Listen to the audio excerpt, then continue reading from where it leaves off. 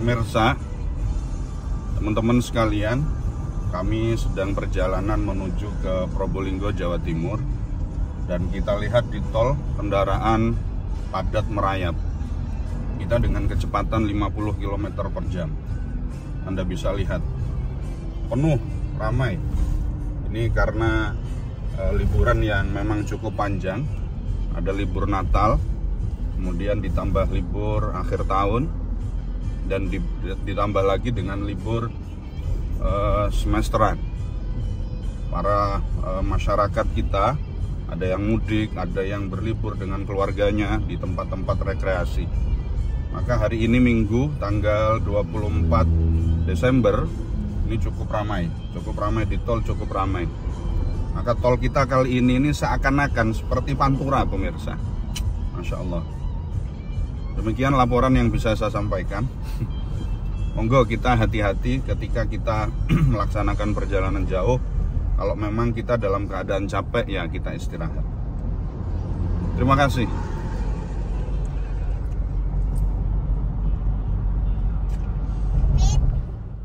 Teman-teman sekalian, para pemirsa, saat ini sedang terjadi kemacetan yang ada di sekitar Stikubang, Universitas Stikubang Semarang.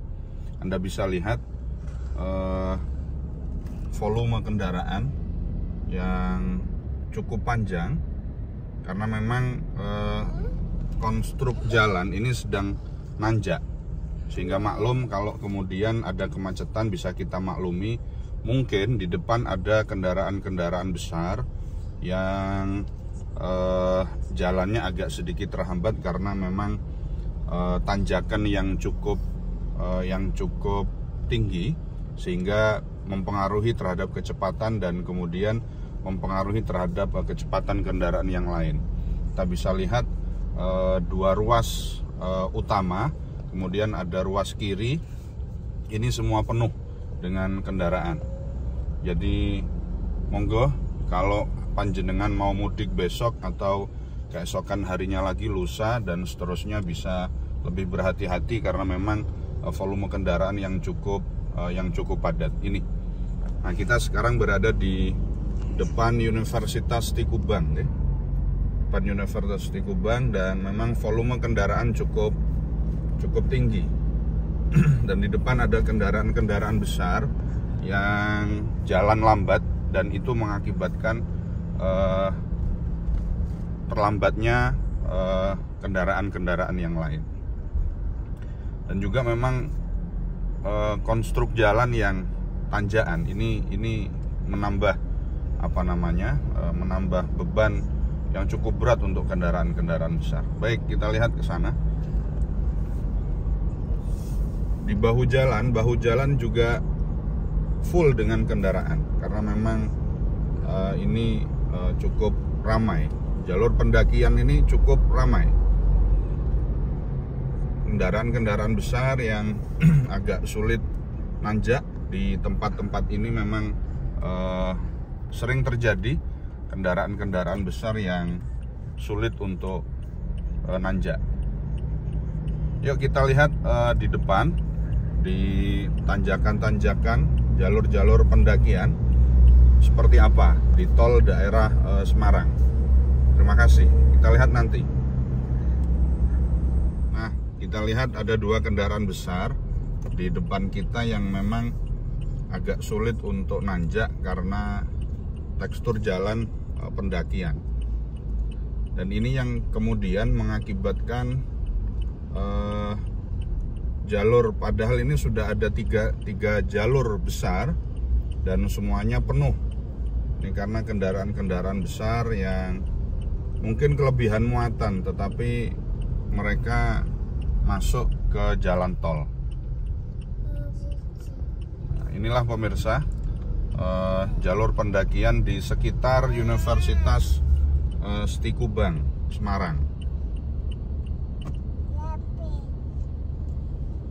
Dan kita lihat ada bis yang sedang macet kemungkinan, bis Zentrum, dan sudah teratasi oleh kesigapan petugas yang bertugas kali ini, Jasa Marga. Kita lihat, wah itu masih panjang sekali kemacetan yang terjadi di sekitar Universitas Tengku Bang Semarang. Kita kembali lagi ke 2 jalur. Kalau tadi kita 3 jalur, sekarang kembali lagi ke 2 jalur.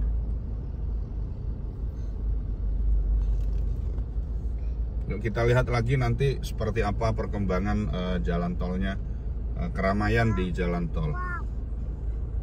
Kita sebentar lagi akan memasuki tol arah Tembalang, Serondol, dan Semarang, Solo, Surabaya.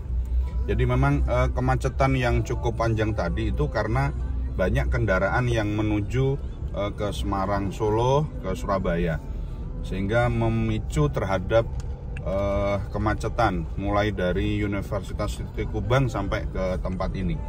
Dan mungkin sampai ke arah Semarang, Solo ini masih akan terjadi kemacetan yang cukup panjang. Kita lihat nanti bagaimana perkembangannya. Pemirsa, kembali lagi kita akan mereport bahwa perjalanan kita menuju ke Surabaya akan tersendat di area Semarang, Solo ya. Ini panjenengan bisa lihat memang jalur pendakiannya cukup panjang, sehingga cukup banyak kendaraan-kendaraan besar yang tidak bisa mempercepat laju kendaraannya karena memang jalur pendakiannya panjang, kemudian beban yang dibawa cukup berat seperti beban kehidupan kita ini yang cukup berat. Ditambah lagi ruas jalan tol, 3 lajur jalan tol ruas ini cukup persis dengan ukuran kendaraan-kendaraan besar, sehingga memang laju daripada kendaraan-kendaraan besar tidak bisa dipacu dengan kecepatan normal yang mengakibatkan kemacetan seringkali terjadi di jalur ini. Anda bisa lihat.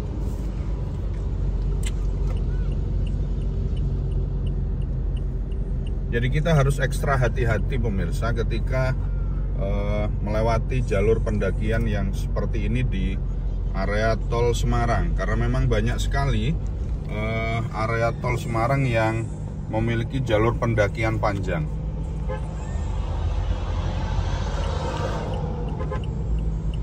Inilah pemirsa, ada kendaraan besar yang memang cukup sulit untuk melewati jalur pendakian ini.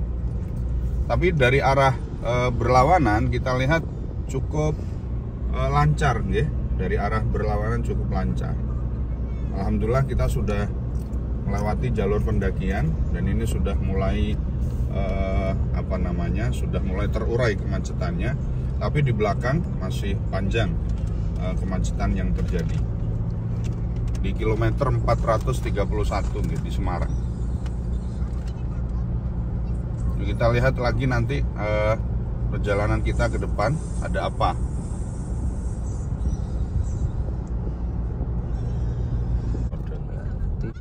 Pemirsa, sekarang saya berada di gerbang tol Banyumane. Anda bisa lihat, Masya Allah, ini mobil-mobil pada mau mudik ke arah timur di ruas jalan tol Semarang, Solo. Bisa kita lihat gerbang tol Banyumane, volume kendaraan begitu tinggi, volume kendaraan yang cukup tinggi, sehingga terjadi kemacetan yang cukup panjang di area gerbang tol Banyumane, pemirsa. Siapkan e-tol panjenengan ketika panjenengan ingin melakukan perjalanan jauh via tol, karena ketika e-tol panjenengan mengalami kehabisan dana, ini bisa mengakibatkan kemacetan yang lebih panjang karena e-tol panjenengan itu tadi. Oleh karenanya ketika kita mau masuk ke jalan tol, lebih baik dicek e-tolnya, kemudian diisi, disesuaikan dengan jarak perjalanannya. Ya memang untuk saat ini biaya perjalanan biaya tol ini cukup ada peningkatan, ada kenaikan harga, tetapi kita bisa menikmati fasilitas yang ditawarkan oleh jalan tol, yakni kualitas jalan yang lebih baik meskipun masih ada kemacetan. Inilah pemirsa keadaan di gerbang tol Banyumanik, cukup padat pemirsa.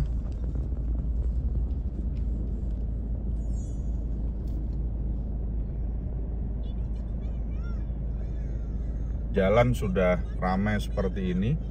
Jika ada pengendara yang e-tolnya kehabisan, ini tentu akan mengakibatkan semakin bertambah macet.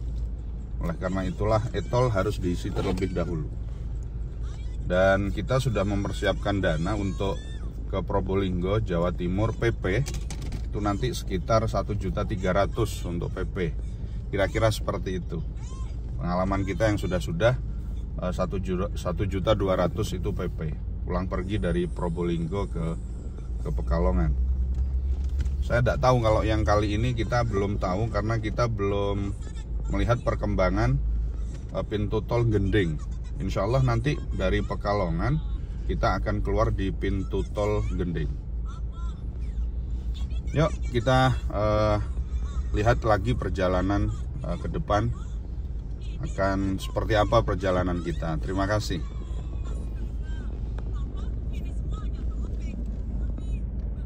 Pemirsa, sebentar lagi kita akan mampir di rest area berapa tadi saya lupa. Ini dia. Kita mampir di rest area Semarang. Rest area di Semarang. Kita bisa lihat kepadatan kendaraan yang luar biasa untuk di rest area Semarang ini.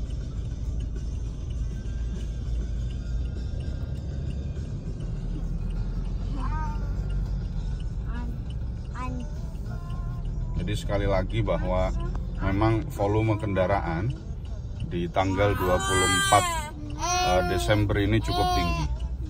Kita bisa lihat rest area Semarang 429, rest area 429 ini cukup padat pemirsa. Bahkan kita hanya diberi waktu 30 menit. Kita hanya diberi waktu 30 menit untuk sekedar kencing di toilet dan untuk sekedar istirahat lah sebentar, karena memang kondisi kendaraan yang cukup banyak. Sampai kamera 360 dari mobil kita ini mulai dari tadi cukup rewel, cukup berisik, karena memang kondisi jalan yang cukup ramai. Kita lihat ini.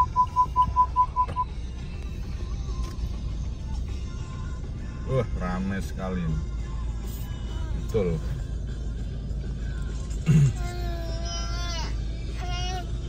Dan kita berkendara memakai Fortuner GR 2.8 2800 cc. Dan memang betul akselerasi daripada mesin Toyota Fortuner GR 2800 cc ini memang kita cukup dimanjakan ketika kendaraan jalan nanjak seperti ini. Kita tidak terlalu sulit untuk melewati lintasan-lintasan yang ramai dengan tekstur jalan yang nanjak. Cukup santai kita melewati ini dengan mobil Fortuner GR 2800 cc. Luar biasa. Full semua. Kita pengen ke toilet pemirsa. Dan memang ini Masya Allah full.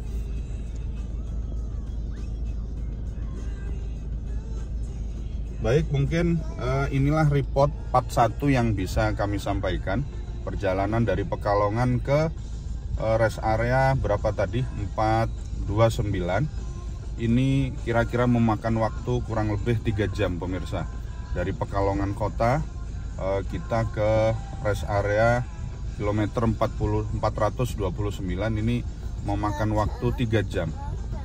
Tadi kita sempat ngisi BBM di daerah Batang itu yang membutuhkan waktu cukup banyak itu antrinya. Jadi kalau dipotong antrian BBM kira-kira ya 2,5 jam lah ya, 2,5 jam. Jadi cukup ini menandakan bahwa volume kendaraan memang cukup padat.